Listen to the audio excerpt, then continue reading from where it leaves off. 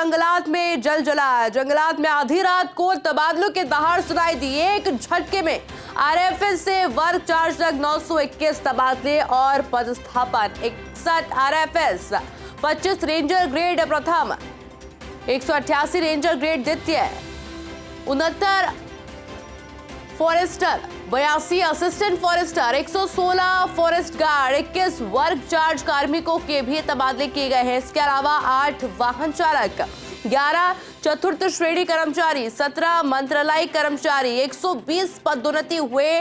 वरिष्ठ सहायक का भी पदस्थापन हुआ है। 24 प्रशासनिक अधिकारियों का स्थानांतरण पदस्थापन हुआ है।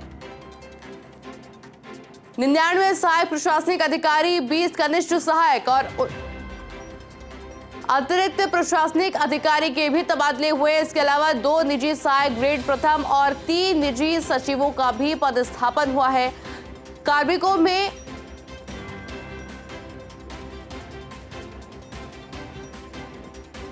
आखिर तबादला मंत्री और मर्जी से कर रहे हैं या फिर खौफ की सूची, ये एक बड़ा सवाल बना हुआ है, क्योंकि बड़ी संख्या के अंदर तबादले देखने को मिले हैं।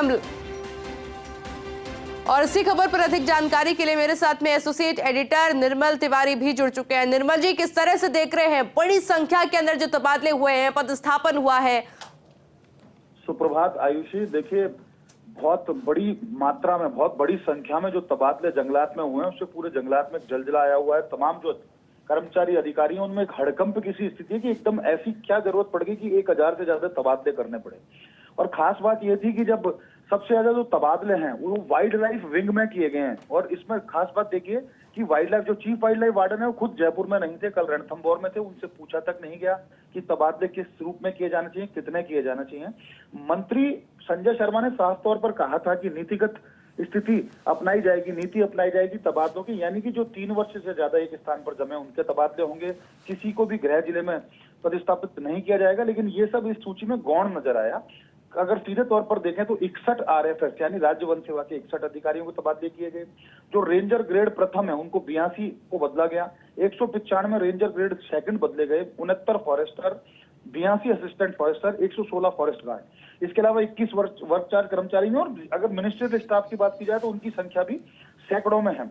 कुल मिलाकर के जो स्थितियां देखने को मिल रही है जंगलात में, क्योंकि एक ऐसा दौर होता है, खासकर फरवरी से लेकर जून तक का जो मानसून से पहले का जो दौर होता है, उसमें जंगलात में बहुत सारे काम होते हैं। पौधरोपण, जो कि जिसको जुलाई में पौध वितरित की जाती है, ट्री आउटसाइड फॉरेस्ट योजना की बात करते हैं, तो उसके लिए तैयारी अभी से की जाती है।